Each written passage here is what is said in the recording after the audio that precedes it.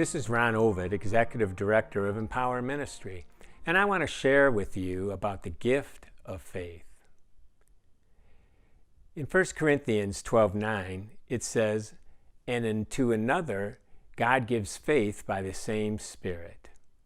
Now, faith means persuasion, credence, or moral conviction. It is an assurance and a belief. The author of Hebrews wrote, "Faith is being sure of what we hope for and certain of what we do not see." The gift of faith involves a prompting from God to trust Him for the supernatural, to continue even when there are difficult circumstances. A person with the gift of faith is fully persuaded that God has the ability to answer prayer and work everything according to His will. It is similar to Acts 20:22 when Paul was drawn irresistibly by the Holy Spirit to Macedonia. When a person with this gift learns about certain situations that seem impossible, God seems to nudge them to trust Him. This nudge or unction is more than a quiet trust. It is an open stepping out and affirming God in the situation. God gives them a sense of assurance in His ability and desire to work in the situation. God did this with Nehemiah in the rebuilding of the temple. Even though he was 1,000 miles away and had no resources, he felt called by God to step out in faith and trust God for the project. A person with this gift feels free to ask God for His intervention without usurping God's sovereignty. Well, what are some benefits of this? Well, the gift of faith encourages the congregation, gives hope to believers, and is a witness to unbelievers.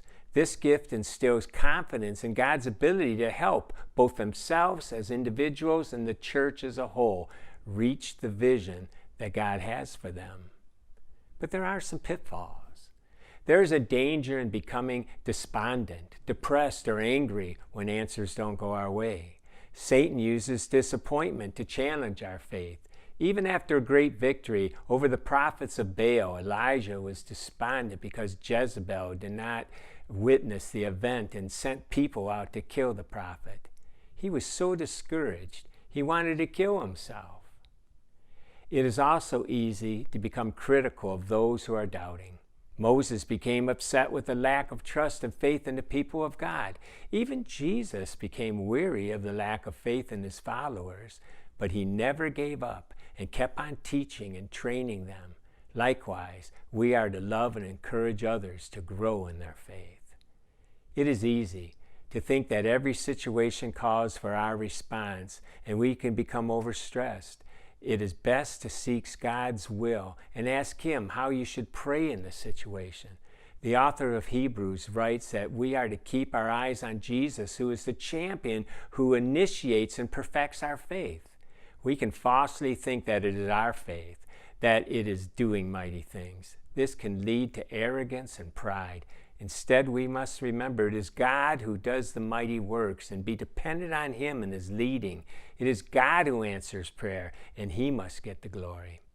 Finally, there could be a temptation to think that faith is the end of itself. It is not. We need to pray for discernment and exercise our faith toward God's true will in the situation. What are some ministry opportunities? Faith is important to the church. You could join a prayer group, be on the mission team, be part of the church leadership and long-range planning committee. If God has given you the gift of faith, then you should use it to support the plans that are being made on behalf of the church. There's further training that we could take as well. We could be keeping a prayer journal. This will encourage and inspire your faith. You could read biographies of other men and women of God who exercised great faith. Pray with others who have the gift and encouragement and encourage each other. Keep a strong devotional life and study the scriptures. Make sure to keep open communication with God and seek His wisdom on how to pray in every situation.